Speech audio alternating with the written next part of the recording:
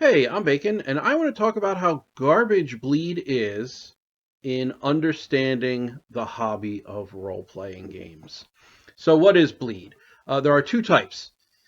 Bleed in occurs when the player's emotions or experiences affect the character, and bleed out occurs when the character's emotions or experiences affect the player. It's often used to explain strong emotional reactions during or after a role-playing game. It did begin with LARPing, but it broadened to include role-playing games in general, as well as behaviors that appear to blur the line between fiction and reality. It is most commonly invoked in the context of high immersion, serious role-play scenarios, often emotionally intense or even traumatic.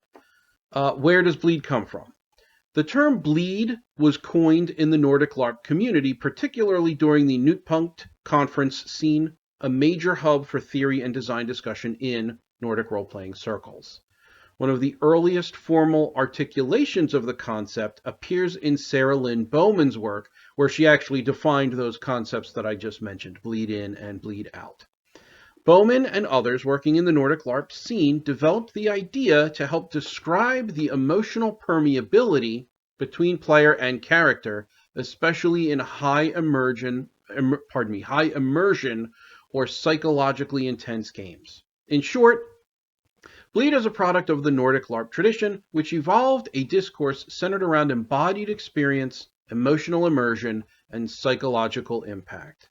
What it tries to do, and this is me at my most charitable, the concept of bleed attempts to describe emotional entanglement between character and player, provide language for discussing vulnerability, catharsis, and risk in play, argue for the need of emotional safety tools like debriefs or calibration mechanics, which would be your X cards or your lines and veils, etc., and legitimize LARP as a site of emotional exploration akin to performance or therapy. Now, again, this broadened into role play at large. And here are my critiques of bleed as a concept. So I'm just going to completely brutalize this idea. I absolutely despise it as a concept.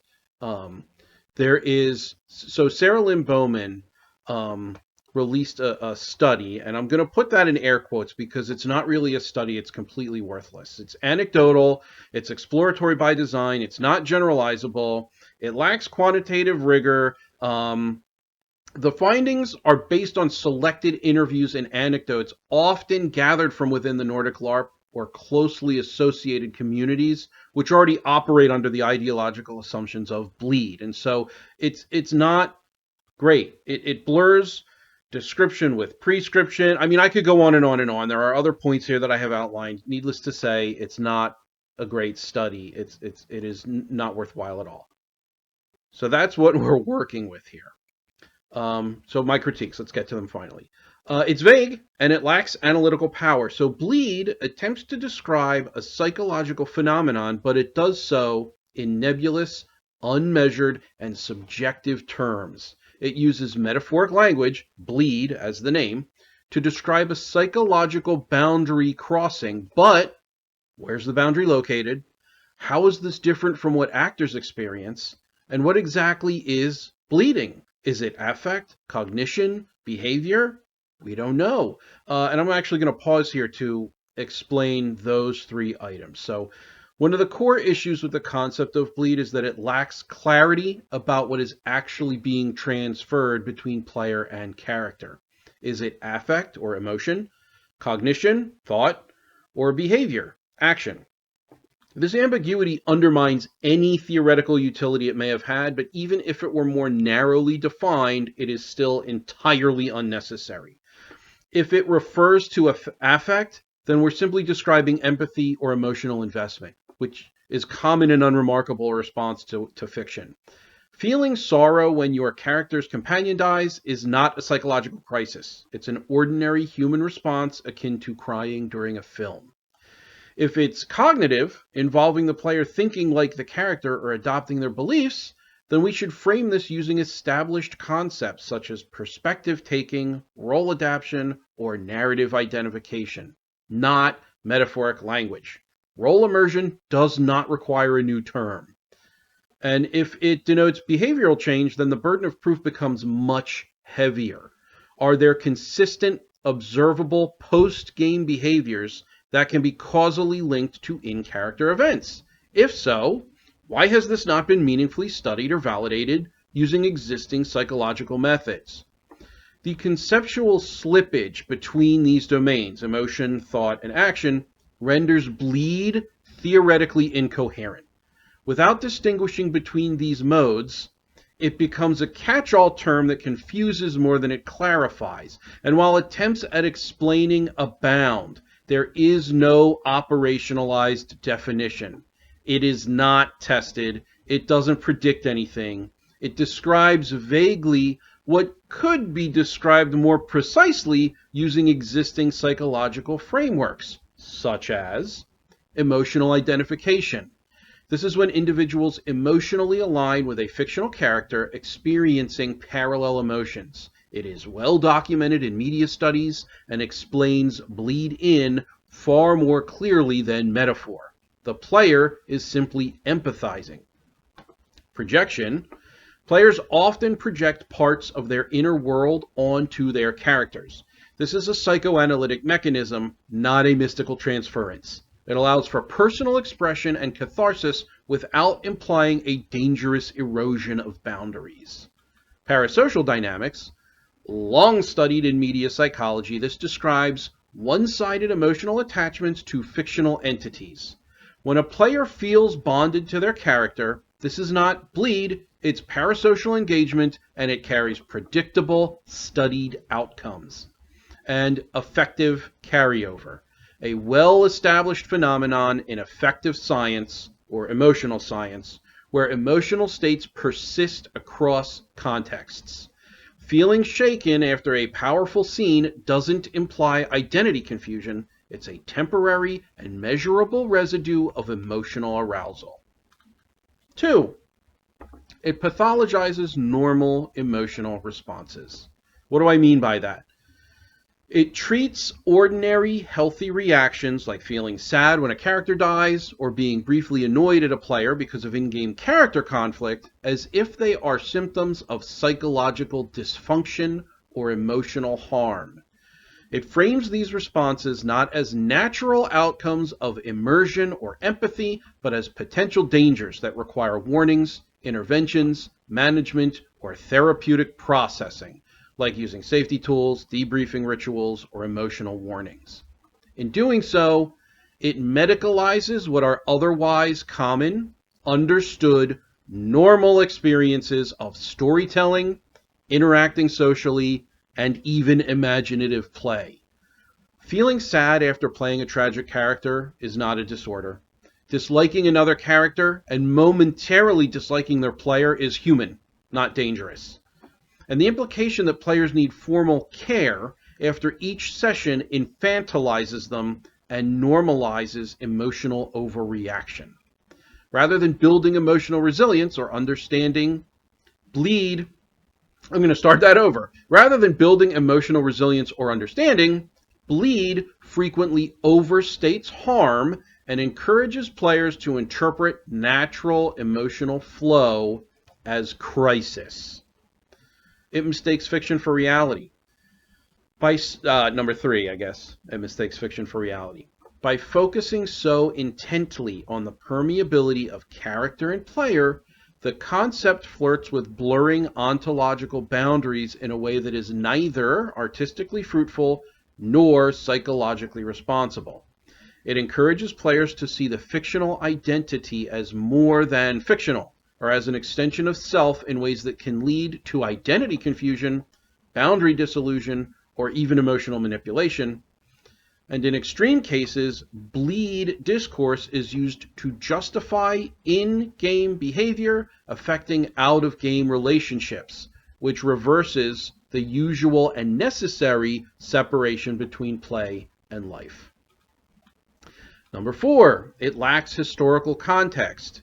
What bleed tries and fails to describe is not new, and comprehensive data exists elsewhere. Bleed has been proposed as early as 2014 but novelists and screenwriters have frequently reported emotional bonds with their characters for at least 1.5 centuries. Anecdotally, Leo Tolstoy, Charles Dickens, and others publicly expressed grief or emotional entanglement with their characters. Dickens reportedly wept while writing the death of Little Nell in The Old Curiosity Shop, and Tolstoy described the writing process as emotionally taxing and spiritually immersive. In the early to mid-1900s, psychoanalytic critics such as Freud, Jung, and later Norman Holland and Harold Bloom explored how writers projected parts of their psyche onto their characters, suggesting deep emotional ties as part of the creative process. This is not bleed.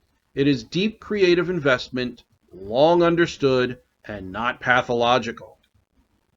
Literary engagement research reveals that readers can feel lasting emotional impact from novels, but no serious scholar suggests this constitutes a threat to self-coherence. A 2015 survey of professional actors found that around 40% reported difficulty shedding intense roles, describing lingering mood states or altered self-perceptions. This phenomenon, sometimes called residue or emotional afterglow, has been studied within performance psychology. In a 2024 article, so this one's more recent, players reported strong emotional reactions to narrative outcomes, but these were framed as natural responses to immersive storytelling, not as identity spillover or boundary confusion. None of these domains feel the need to invoke a metaphor like bleed. They acknowledge emotional intensity without elevating it into a central theory framework of psychological risk. What they do is understand them as side effects of immersion or strong aesthetic experiences. Number 5, many players experience no bleed at all. Despite how central bleed has become to some design subcultures, many players experience deep, meaningful, even transformative games without any noticeable effects. They play passionately and then go home unaffected. Has this been formally studied? Not comprehensively, but neither has the alternative. What we do have is a wealth of anecdotal and informal evidence suggesting that for a significant portion of the player base, bleed is rare or completely non-existent. More importantly, no empirical study has demonstrated that it is necessary for immersion, narrative satisfaction, or emotional resonance. If bleed were essential, it would be universal. It isn't. So, alternative ways to think about this. There are several academically credible models that provide clearer, more consistent tools for understanding the emotional engagement of role-playing. Unlike bleed, these frameworks are grounded in fields with rigorous methodologies. Identification theory comes from media studies, and it explains how audiences merge with characters temporarily through empathy and perspective taking. It has decades of research backing it and requires no mystical transference.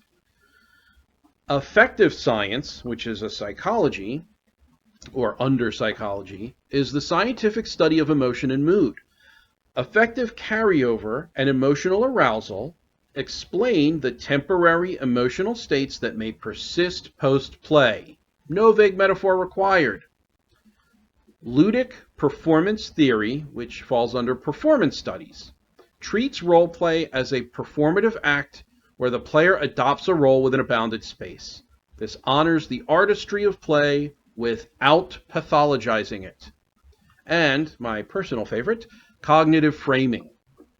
Players are capable of holding fictional constructs, characters, narratives, worlds, in mind while maintaining awareness of their real identity.